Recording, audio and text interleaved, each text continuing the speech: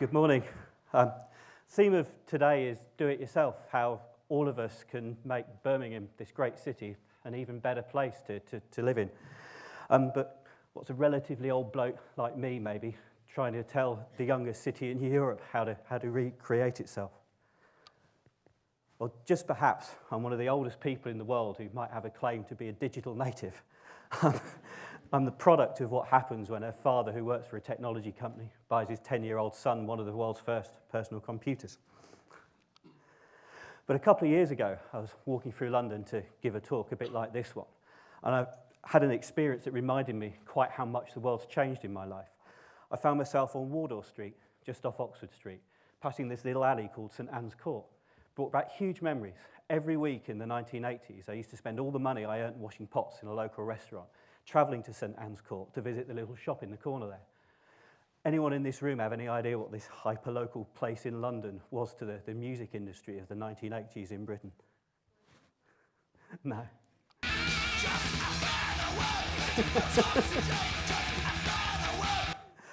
It was the only place in the country you could buy really cutting-edge European thrash metal.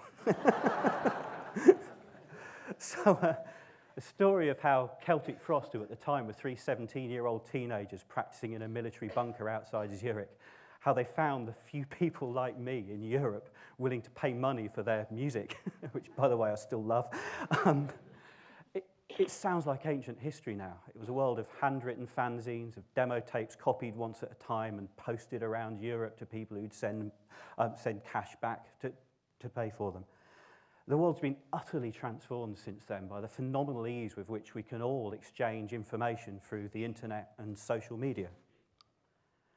But the real digital natives aren't some of the people in this room who've grown up with the internet and social media as part of their everyday worlds. They're really young children, like my 6-year-old son here, who taught himself how to access the information he wanted to, using a touchscreen tablet when he was 2 before anyone else had taught him how to read or write, and who can now use computer programming languages like Scratch to control computers vastly more powerful than the one I had as a child. The expectations that this generation is going to have of cities and the world around them are like no one who has lived before. And their ability to manipulate technology will be matched by the amazing data that's available to them to use. My friend, the architect Tim Stoner, calls these images and images like them data porn. They're showing data from Dublin about the length of traffic queues at junction, the locations of buses, the number of bicycles available to hire, the number of parking spaces that are free, sentiments that people are expressing about the city in social media, water usage by homes and businesses throughout the city. This data unlocks secrets. It can tell us where the 3 17-year-olds are now creating the most weird and wonderful experimental music. Although today they're probably doing it from 3 different bedrooms on 3 different continents, collaborating digitally. It might be able to tell us what the healthiest way to walk to school is, where the local businesses just around the corner making fabulous oven-ready curries from local ingredients, or about the traffic jam on the way to work that hasn't happened yet, but will. And we're helping cities around the world, from Dublin to Birmingham to Madrid to Montpellier, to build 21st century digital infrastructures to harness this data. As technology develops, every bus, every electricity substation, every university building, every retail supply chain is going to harness this data. The business case is really obvious. We can use data to create efficiencies, to operate services and infrastructures more cheaply, in a way that's less wasteful of resources and more resilient in an age of a changing climate. But what about the benefit to all of us of the information economy that this data is creating? How can we use those investments to create opportunities for everyone in cities like Birmingham? Too often in the last century, we used the technologies of the day, concrete, cars and lifts, to build cities and infrastructures that met our mass needs for housing and transport, but that cut through and isolated the communities that create urban life. If we only think in this century about the efficiencies that digital technology creates, then we'll have efficient cities, but we won't have cities that create opportunity and vibrancy for everyone. The architect Kelvin Campbell, who's one of the authors of Birmingham's Big City Plan, created the concept of massive small.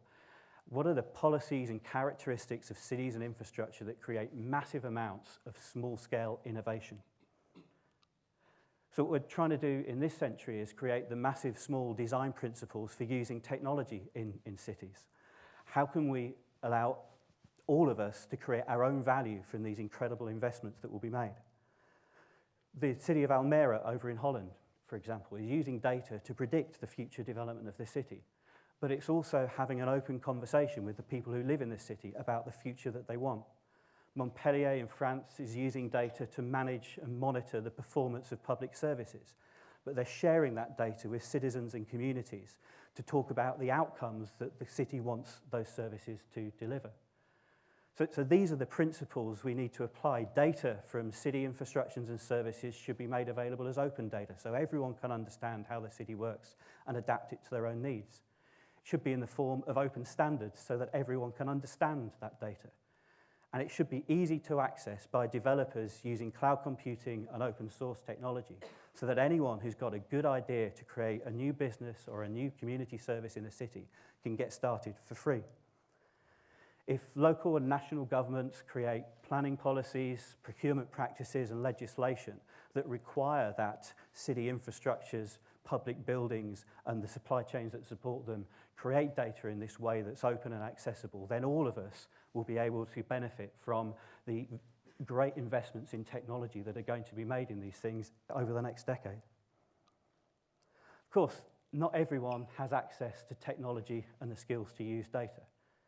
But the more that we make this data openly accessible, the more that the people who do have those skills are likely to use them to create services that help those who don't. And these people came together for a weekend in Birmingham 2 years ago to ask themselves the question, how can we use our technology skills and open data to make Birmingham a better place? And after a lot of beer and a lot of pizza that my company was delighted to be able to provide, they came up with an app that connected information about leftover food in professional kitchens, in restaurants, hotels, and catering services. They collected that information to soup kitchens who need food to give out to people who don't have enough of it. What a fabulous idea. And hackathons like this are happening all around the world, all around the country, using freely available data and technology to create great ideas. But how do we go a bit further? How do we turn that great idea and that app into something that changes the way that food's distributed in a city like Birmingham? This is an example of what people call bottom-up innovation. This is what all of us do all the time. We innovate with the resources available to us to create a better life, run a better business, create a nicer community to live in. And it's a fabulous idea.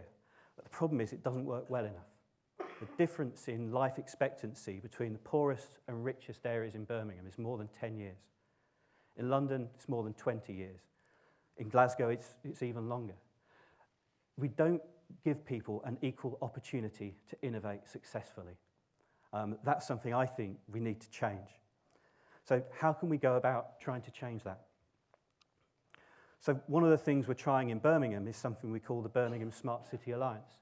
We're bringing together a set of businesses, institutions and change makers in Birmingham, people who have the top-down authority, who have institutions and services, resources at hand. We're bringing them together to listen to great ideas from people, businesses and communities in Birmingham. We're trying to give little ideas big support.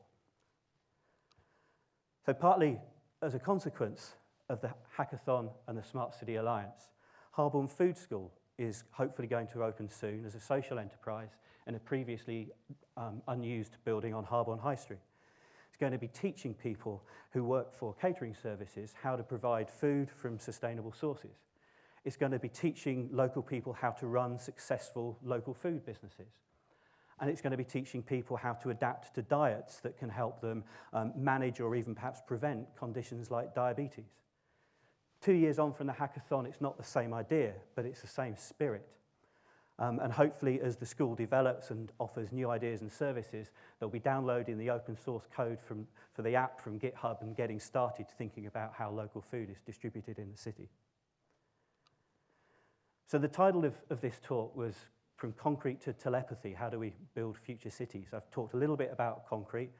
I've talked quite a bit about cities. Where does telepathy come into this? So all the incredible changes that technology's created during my lifetime have basically happened as a result of it being easy to access information. You know, as we had broadband connectivity, we could access more information. As we've got mobile phones, we could access it while we're on the move. And now we've got touchscreen tablets. 2-year-olds can teach themselves to access it. But all of these things are quickly going to seem old-fashioned compared to the next user interfaces we have. My colleague Kevin Brown here is using the emotive headset to write an email. The headset measures the magnetic activity, electrical activity in his brain as he thinks and responds to it. So you can't see his hands here, but he's not touching anything. He's using his thoughts to control a computer to write an email. And he helped a completely paralysed colleague of ours to communicate for the first time in this way following a severe accident. They've also helped the BBC to use this technology to drive a London taxi cab around an airfield by the power of thought. It was an airfield, not a road, because it's not perfect yet. I can't tell you what the future of Birmingham is going to be. That's down to you, me, and the million other people who live here to decide for ourselves. What I can tell you is that the free technologies that you can use today are the most powerful tools for do-it-yourself that we've ever had. We can create amazing things with them. And the tools we'll have over the next decade as technologies like brain-computer interfaces, 3D printing, and biotechnology become more widely available. They're going to give us power we could never have imagined before. As a parent, I'm engaging with my son's exploration of these technologies and encouraging him to be digitally creative. As a person who works for a company, I try to support small businesses and entrepreneurs and social enterprises as much as I can because they could be our best business partners for the future. And I try to help the company to take good long-term business decisions that are good for the company because they're good for the society that the company's operating in. I think these are ways that all of us as individuals can take these incredibly powerful tools, make a better Birmingham for ourselves and for everyone else that lives in it. And I hope we'll hear some great more ideas how to do that today. Thank you.